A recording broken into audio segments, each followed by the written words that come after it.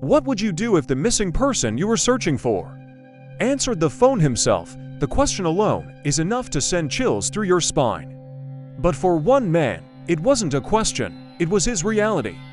The night began like any other, rain tapping softly on the window, the hum of the refrigerator, the faint glow of the television playing reruns he wasn't really watching. His name was Daniel Harper, 34 years old, a quiet man who worked the night shift at a local radio station. He wasn't special, not in the way stories usually begin. But on the night of February 19th, everything ordinary in Daniel's life twisted into something unspeakable. Around 1:47 a.m., he received a call. The number was unknown. No ID, no location, just the word private. He hesitated before answering.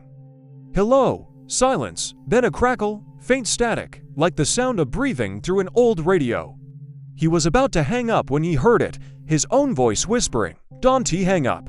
His stomach dropped. He froze, heart pounding, his hand shaking so hard the phone nearly slipped. "Who is this?" he asked. But the voice on the other end said something that made his blood turn cold. "You shouldn't have reported yourself missing." Daniel's heart stopped. "What are you talking about?" he whispered. The voice repeated, calm, emotionless, familiar. "You shouldn't have called the police." And then the line went dead. The next morning, Daniel's phone buzzed again, a voicemail notification. When he pressed play, he heard the sound of his own voice leaving a message to 911. "This is Daniel Harper. I think I'm missing." But Daniel hadn't called 911, not that night, not ever. Confused, he called the police station. The dispatcher, a woman named Carla, picked up. "Mr. Harper, you called last night. We already filed your report." Daniel's throat went dry. "No, I didn't." Carla paused. "Sir, we traced the call. It came from your home." The line went silent. For the first time, Daniel noticed something strange. His reflection in the window was delayed, like it lagged a second behind his movements. He tried to laugh it off, blaming exhaustion, but deep down, something inside him shifted. That night, he decided to check the call logs. He played the recording from the station's security system, hoping it would prove he hadn't made that call. But as the audio loaded, his hands began to tremble. The voice in the recording wasn't just his, it sounded older, slower, tired. It said, "They won't find me. I'm already gone." His breath caught. The timestamp on the call read February 19th, 2:13 a.m., but the recording metadata said it was created 6 days in the future. The air in his apartment grew heavy, and a low hum vibrated through the walls. The lights flickered once, twice, and then everything went dark. Daniel grabbed his flashlight and moved cautiously toward the hallway. The sound of footsteps echoed behind him, slow, dragging, like someone walking barefoot across the wet floor. He turned around. Nothing, just shadows. He took another step, and the light flickered again, revealing muddy footprints leading down the hall, disappearing into the dark.